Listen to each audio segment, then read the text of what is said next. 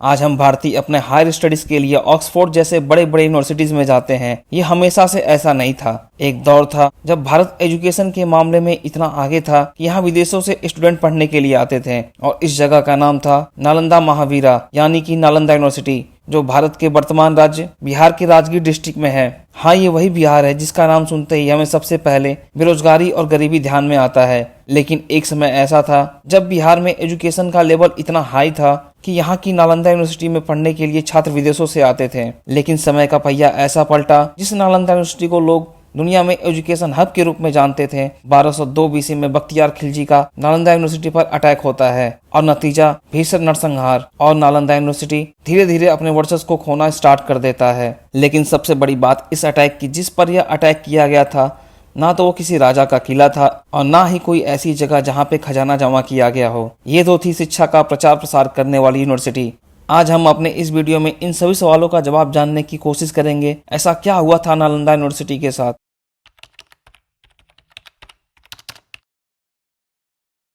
Gupta empire, जिसे अक्सर प्राचीन भारत का गोल्डन एज भी माना जाता है, इन्होंने लगभग 320 से 550 ईस्वी तक शासन किया और इन्हीं के शासनकाल के दौरान भारत ने कला, विज्ञान, फिलॉसफी और लिटरेचर में रिमार्केबल ग्रोथ का भी अनुभव किया। गुप्ता रूलर, जिन्हें शिक्षा और कला के संरक्षण के लिए माना जाता है, इन्होंने ही बौद्धिक गतिविधियों के लिए अनुकूल वातावरण को बढ़ावा देने में महत्वपूर्ण भूमिका निभाई। यह उनके शासनकाल के तहत ही था कि नालंदा शिक्षा के अन्य केंद्रों के साथ फला फूला। नालंदा संस्कृत के 3 शब्दों से मिलकर बना, ना, अलम और दा, जिसका अर्थ होता है ना रुकने वाले ज्ञान का प्रवाह। नालंदा की स्थापना 5th सेंचुरी एडी के आसपास हुई थी। वहीं कुछ हिस्टोरिकल रिकॉर्ड इसकी स्थापना 427 से 483 एडी की ओर भी इशारा करते हैं।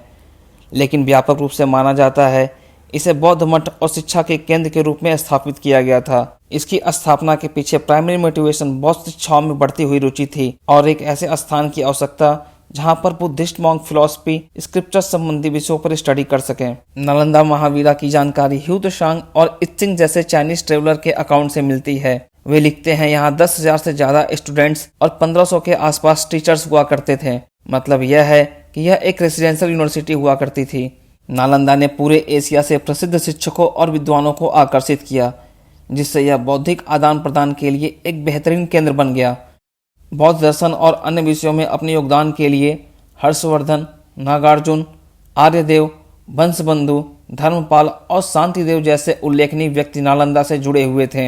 इन विद्वानों ने न केवल नालंदा के शैक्षिक वातावरण को समृद्ध किया, बल्कि विभिन्न क्षेत्रों में इनकी शिक्षाओं का प्रसार भी किया, जिससे कि ज्ञान और विचारों के प्रसार में भी योगदान मिला। शिक्षा के एक केंद्र के रूप में नालंदा का प्रभाव प्राचीन भारत में इसके आसपास के क्षेत्र से कहीं आगे तक फैला हुआ था। इसने China, Korea, Japan, Persia, Turkey और श्रीलंका जैसे देशों के छात्रों को आकर्षित किया।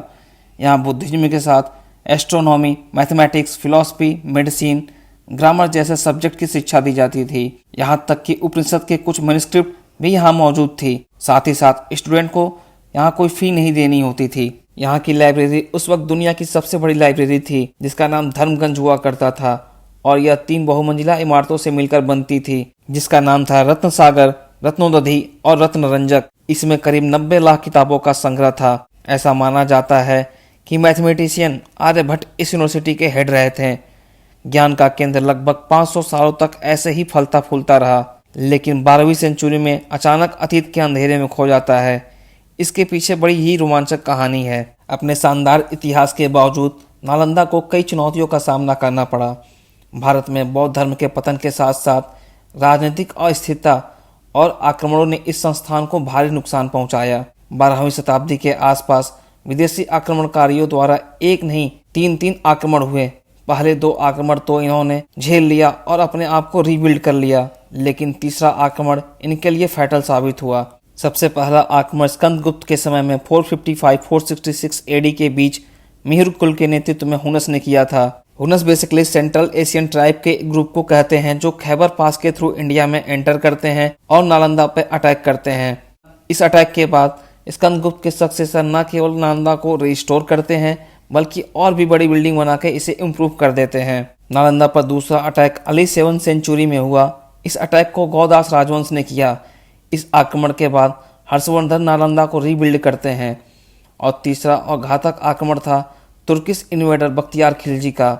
सबसे बड़ी बात यह है, जब दुनिया में पुस्तकें छापने की मशीन नहीं आई थी, तब नालंदा विश्वविद्यालय की लाइब्रेरी में हाथ से लिखी हुई 90 लाख पांडुलिपियां यानी कि 90 लाख पुस्तकों का विशाल संग्रह मौजूद था, जो हाथ से लिखी गई थी। लेकिन 12वीं शताब्दी के अंत में जब मुस्लिम आक्रमणकारी बख्तियार खिलजी को नालंदा के प्रसिद्धि के बारे में पता चला और उसके इतिहास के बारे में पता चला, तो उसे ऐसा लगा यह विश्वविद्यालय इस्लाम धर्म को एक चुनौती बन सकता है। इसके बाद बख्तियार खिलजी की सेना ने बौद्ध भिक्षुओं पर हमला कर दिया और नालंदा विश्वविद्यालय को नष्ट करने के लिए उसमें आग लगा दी। क्योंकि उस समय इस विश्वविद्यालय में 90 लाख पुस्तकें थी, इसलिए इस हमले के बाद यह विद्यालय लगभग 3 महीनों तक ऐसे ही आग में धधकता रहा और इस तरह दुनिया का सबसे पहला और सबसे बड़ा विश्वविद्यालय समाप्त हो गया। ऐसा कहा जाता है कि बख्तियार खिलजी एक बार बहुत बीमार पड़ गया था और बहुत इलाज के बाद उसकी सेहत में कुछ सुधार नहीं हो रहा था। ऐसे में किसी ने सलाह दी कि नालंदा के प्रिंसिपल राहुल श्रीभद्र से इसका इलाज करा सकते हैं और एक बार उनसे इलाज कराकर देखा जाए। बख्तियार खिलजी को किसी गैर मुसलमान से इलाज कराना मंजूर नहीं था, इसलिए वह सलाह को नजरअंदाज कर देता है। लेकिन जब सेहत खराब होती जाती है तो उसे लगता है एक बार बुलाने में क्या ही हर्ज है।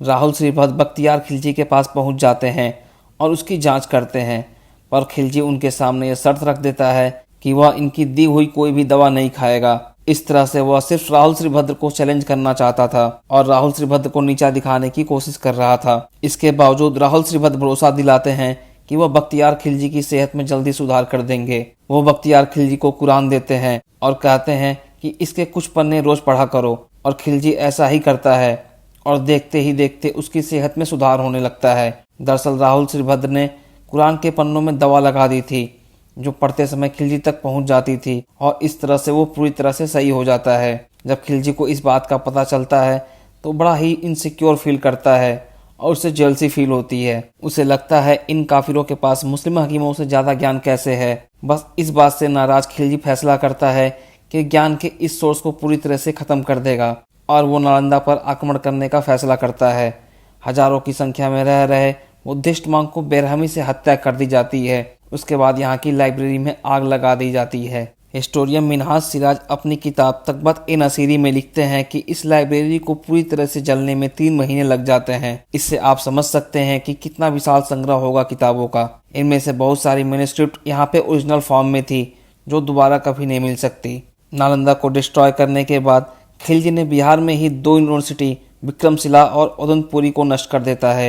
यह सिर्फ भारत ही नहीं बल्कि पूरे विश्व का नुकसान था। बख्तियार खिलजी की जलन और इनसिक्योरिटी की वजह से हजारों वर्षों का ज्ञान जलकर राख हो जाता है। नालंदा की पुनर्स्थापना भारत के स्वर्णिम युग की शुरुआत करने जा रहा है। लेकिन बीते कुछ सालों में भारत सरकार ने नालंदा को रीडेवलप करना शुरू किया है। इसका आइडिया पहली बार 2006 में प्रेसिडेंट एपीजे अब्दुल कलाम ने प्रपोज किया था। उसके बाद इंडियन पार्लियामेंट ने नालंदा यूनिवर्सिटी एक्ट 2020 पास करके यहाँ पर यूनिवर्सिटी बनाने का डिसीजन दिया। अमर्त्य सेन को यूनिवर्सिटी की गवर्निंग बॉडी का चेयरमैन बनाया गया। 2018 से नालंदा यूनिवर्सिटी में एडमिशन शुरू किए जा चुके हैं। अपनी पुरानी ग्लोरी तक पहुंचने के लिए तो नालंदा को अभी लंबा सफर तय करने की जरूरत है, लेकिन हम उम्मीद करते हैं भारत सरकार का यह प्रयास भारत को एजुकेशन के फील्ड में एक बार फिर से विश्व गुरु बनाने में सार्थक सिद्ध होगा।